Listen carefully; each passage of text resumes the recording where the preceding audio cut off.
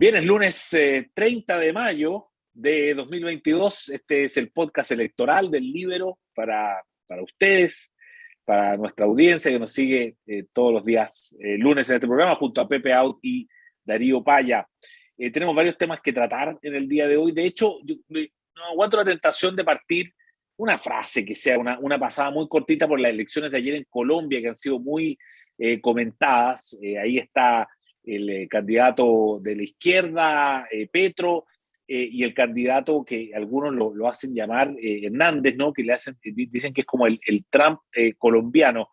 ¿Qué dirías sobre esta elección de primera vuelta, que ellos van a la segunda vuelta el 17 de junio, Darío Paya? Voto útil, esa es la primera reacción que se me viene a la mente. Creo que Petro como amenaza funcionó para producir reacciones en la derecha, alguna debilidad relativa de Gutiérrez, la impopularidad de Duque, seguramente le sugirieron a mucha gente que era más fácil enfrentar a Petro con un candidato distinto, con un perfil menos ideológico. Y aparentemente la amenaza no era tanto, porque si los números se consolidan como están y Fajardo se llama el tercer candidato, si termina apoyando, como todo indicaría, podría pasar también Hernández, como que esta elección se terminó, digamos, suman como 55% los otros tres, digamos, ¿no? Claro. Y me imagino que, no sé qué quiere decir para Chile, seguramente nada, pero no se me olvida que parte de la promesa de Petro era meterle mano a la Constitución. De hecho, circuló en Colombia, un lechero que lo reprodujo algún medio acá el fin de semana, que decía: los venezolanos, los bolivianos, los chilenos ya se equivocaron. Claro, que No es hay que un votar letrero caminero, así. y no había que votar por Petro. Pero no sé qué más decirte, que él vino y se veía como un aliado espiritual, digamos, con el presidente Boric. Me imagino que si los colombianos han estado mirando las encuestas de marzo para acá en Chile, eso no tiene que haber sido bueno para Petro. No sé qué más decirte, digamos. Conocido como cábala, a lo mejor no le sirvió tanto. Pepe, Claro. ¿qué viste en la elección de ayer? Sí, bueno, yo no creo que Chile haya sido tan influyente en ese resultado. Llegó primero, lejos, con 40%, pero muy distinto, muy inferior a lo esperado. Él tenía alguna expectativa, sueño, de ganar en primera vuelta. Quedó a 10 puntos, lo que no es poco, y le ganó en la derecha y pasó a segunda vuelta el candidato más peligroso para las perspectivas de Petro, en el sentido de que le disputa la idea de cambio, ¿ah? La idea de anti-establishment. Es un candidato tipo Trump, es decir, salido del mundo empresarial, con un discurso anticorrupción y anti-establishment horizontal, digamos, transversal, tanto para la derecha como para la izquierda. No quiso hablar de alianzas, en fin. Y claro, era más difícil el traslado del voto de este candidato al candidato oficial de la derecha que al revés. Es decir, aquel elector que votó por el candidato oficial de la derecha se va a movilizar probablemente contra Petro, y un panorama que se veía bastante auspicioso para el candidato de izquierda se tornó, yo diría, bastante adverso. Sigue teniendo alguna opción, porque esto no es aritmética, pero obviamente ya no es el favorito, ¿ah? Y Claro. tenía el favoritismo antes de comenzar. Lo tuvo en realidad durante muchos meses, prácticamente todo el año, pero enfrenta al alcalde de Bucaramanga, que es una ciudad importante, la quinta ciudad, y un candidato que es difícil de asir. No va a los debates, se popularizó a través del TikTok, ¿ah? Claro. Es decir, es un candidato, a pesar de su edad, un candidato de la modernidad, yo diría, Claro.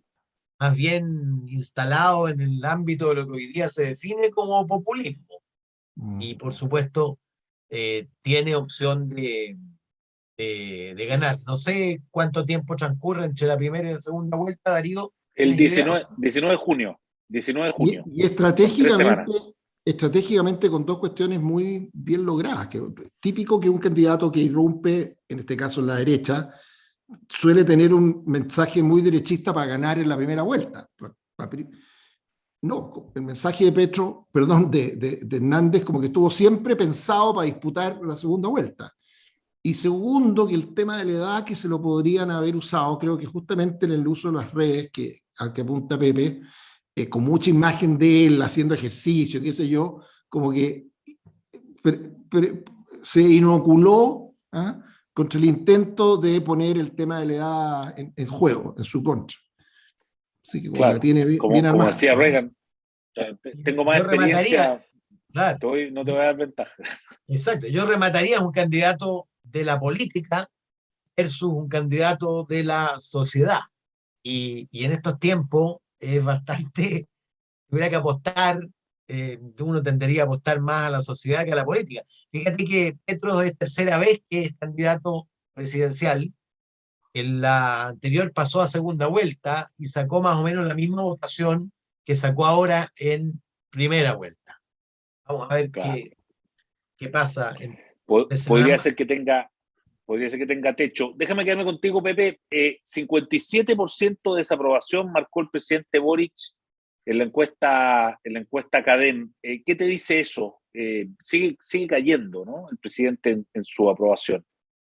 Mira, contrasta porque aparecieron el mismo día el tracking quincenal que hace el Pulso Ciudadano de Activa, donde aparece una leve caída de la desaprobación y una levísima alza de la aprobación. No, yo diría que está consolidada así, una mayoría desaprobando y una minoría consistente, pero minoritaria, un tercio aprobando la gestión. Yo creo que eso ya está relativamente consolidado y está muy en consonancia con los otros datos, los datos de la convención, eh, los datos de la evaluación del gabinete, que son inferiores incluso, y sobre todo con la caída de algunos de sus atributos personales, que de alguna manera sostenían al gobierno todavía. Y el principal que yo destaco es el de la autoridad y liderazgo. Yo creo que le ha jugado muy en contra esta especie de prisión en la que se ha puesto, esta especie de dependencia, de dificultad para tomar decisiones, producto de las presiones de su coalición, la tardanza en decidirse, en fin. Yo creo que eso ha mermado la idea de autoridad y liderazgo, que es muy, pero muy importante en los tiempos actuales, para no decir la pérdida de confianza, digamos. Sí. Darío, ¿cómo has visto tú esa encuesta? Tres comentarios. Primero, a mí, como lo hemos conversado muchas veces, me gusta mirar números un poquito agregados, ¿no? Y si tú miras las últimas 3 semanas, numeritos más para arriba y para abajo, lo que hay es una estabilización. Dejó de caer. Claro, en una viene aumentando un poquito la impopularidad, técnicamente es la más alta, pero básicamente está en el margen de error de la impopularidad. Pero no solamente se estabiliza ese número, también es verdad que más allá de que haya irrumpido, ¿no?, la presidenta Bachelet y ruidos por aquí y por allá, están súper consolidados también, y yo creo que para sorpresa de muchos, los números de la prueba y el rechazo. De nuevo, falta un montón, estos números no predicen el resultado final, pero hubo un entusiasmo bastante notorio de gente de la prueba, casi con alivio cuando se terminó el actuar de los convencionales, en parte al menos. Con la pretensión de que venía un aire nuevo para la prueba, y casi te diría que eso uno lo ha notado en el talante, al menos inicial, de muchos de los voceros de la prueba, felices con la irrupción de la presidenta Bachelet, que no produjo cambio alguno. Entonces, esos números también están consolidados. El problema para el gobierno es que están consolidados en un lugar muy malo. Fíjate que anoté la siguiente coincidencia. Si tú miras en Pulso Ciudadano, la aprobación del gobierno es 27,3 y el apruebo tiene 28,5. O sea, casi matemático ese empate. Esos rasguños son de un perro que quiere salir en la tele, pero lo vamos a dejar allá por ahora. Y en la CADEM, y la diferencia entre Pulso Ciudadano y la CADEM es que CADEM saca a los no sabe, no responde, digamos, los números por eso tienen valores mayores, pero en la CADEM un número es 36 y el otro 87%. O sea, Claro, el gobierno y el correlación. apruebo están donde mismo, y el problema que eso representa es que en algún minuto seguramente el gobierno vio en hacer suyo el apruebo una salvación, y la verdad que, como lo dijimos hace ya varias semanas, todo viene indicando hace rato que mutuamente son un collar de melones para el otro. No se ve cómo el gobierno hace subir el apruebo, ni cómo el apruebo hace subir el gobierno, sino que más bien los lleva a los dos a un nivel muy bajo. Bueno, a propósito de lo mismo, esta semana, o los últimos días, Pepe, el gobierno lanzó esta campaña informativa con mira al plebiscito y la oposición lo acusa de sesgo porque dice que el spot que ellos están difundiendo claramente induce a votar apruebo. Primero, yo no sé si tú estás de acuerdo o no, y segundo, si esto fuese así, ¿no es una mala idea, un poco por la línea argumental de Darío, en el fondo, de aparecer tan a favor del apruebo cuando el apruebo no parece ser tan popular? Bueno, hemos hablado de esto harto, en el sentido de que el gobierno tenía una tremenda oportunidad de consolidar su apoyo de segunda vuelta a través del plebiscito, pero la convención no lo ayudó mucho y la verdad es que han ido encadenándose, pero tampoco le resulta posible al gobierno separarse de la prueba. ¿Ah? Y van caminando en una dirección casi imposible de mover, digamos. Yo, como esas tragedias en que tú sabes que al final está el abismo, pero no, una fuerza poderosa te lleva en esa dirección. Fíjate que hay un dato aprovecho de decirlo, hay un dato de Pulso Ciudadano súper interesante cuando mide la disposición a participar en la elección y la cruza por segmentos etarios. Y fíjate que los números son completamente contrarios a los números de las elecciones anteriores, del plebiscito, de la convención y de la primera y segunda vuelta, donde la tasa de participación juvenil fue significativamente mayor que la de adultos. Resulta que en el cruce aparece los jóvenes menores de 35 con 72% de disposición de participar y los mayores de 50 con 87% de disposición de participar. Y eso es casi como una reserva que tiene el rechazo, en el sentido de que el votante probable, si eso se traduce en concurrencia a la elección, esto depende bastante de que no haya un nuevo brote pandémico, digamos, y lleguemos en septiembre a una circunstancia difícil desde ese punto de vista.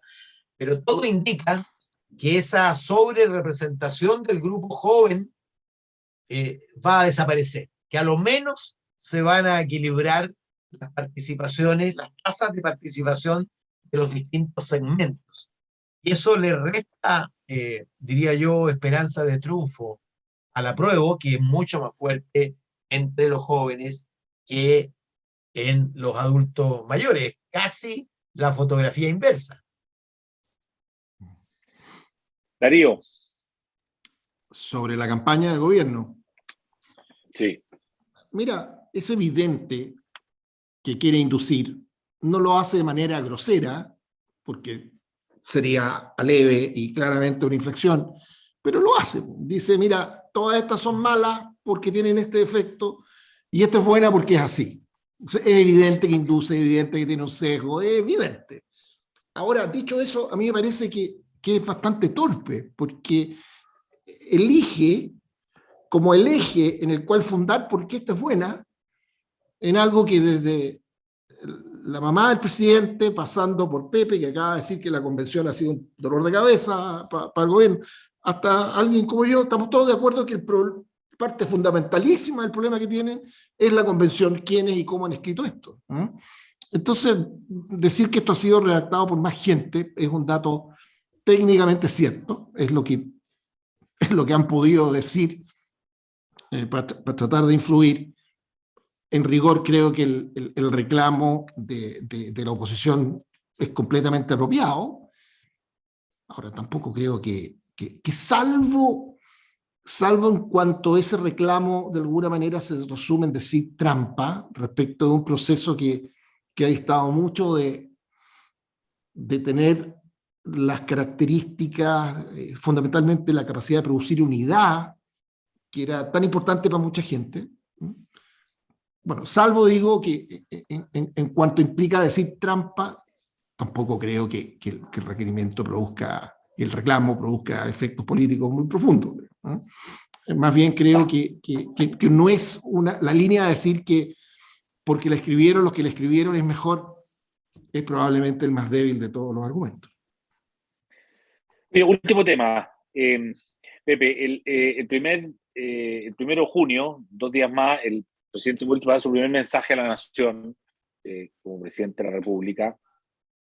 ¿Qué expectativas tiene o qué te gustaría que dijera? No sé, ¿qué se te pasa por la cabeza frente a eso?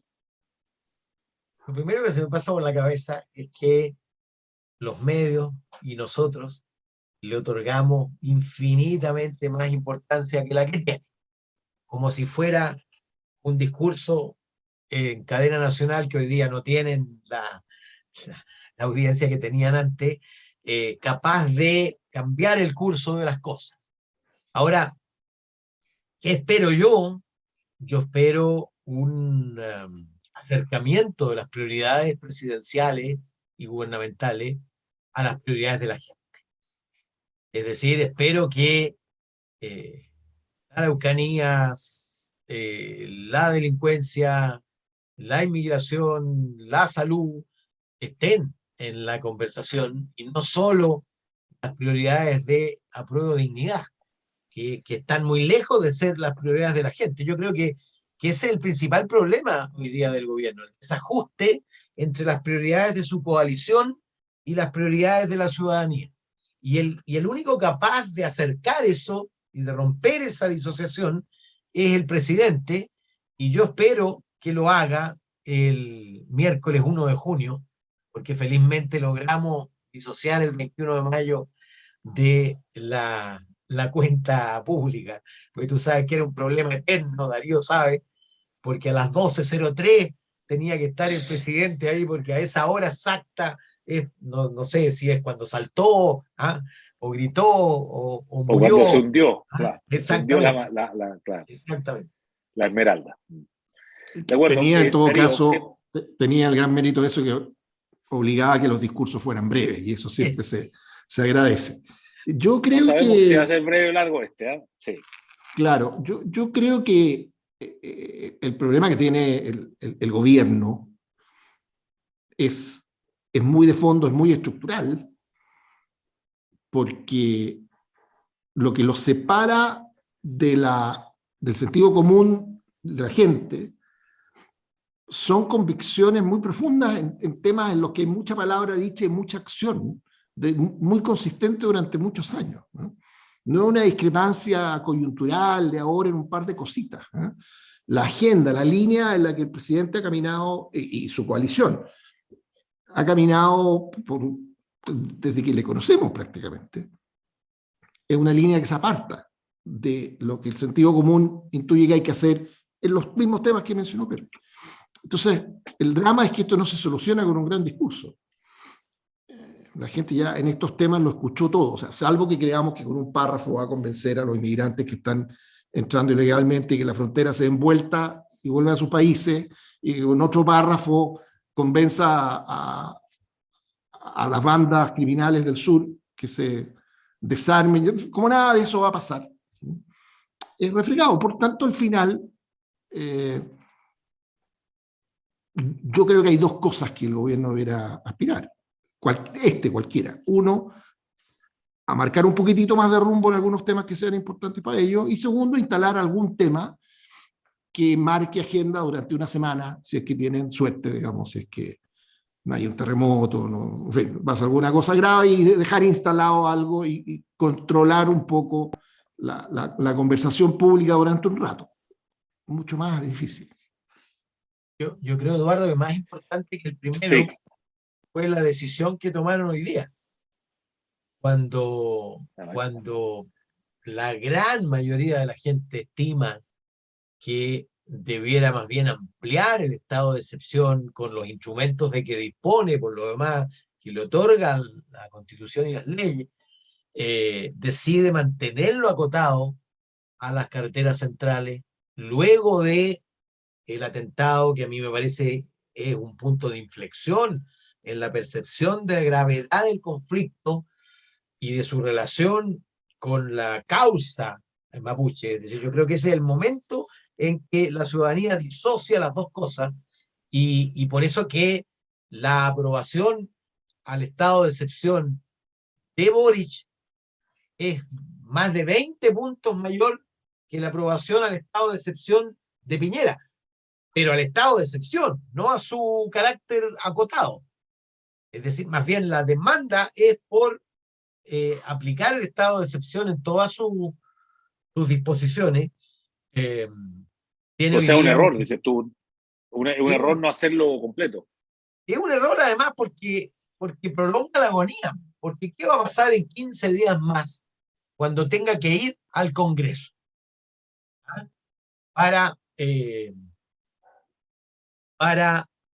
extenderlo en el tiempo, y tiene una coalición que no va a querer, otros no van a querer su carácter acotado, probablemente siga habiendo hechos de sangre como los que ha habido, graves, y yo creo que la sensación de, ¿cómo podría llamarse eso? De no hacerse cargo de la gravedad del problema, le pega mucho al presidente y al gobierno.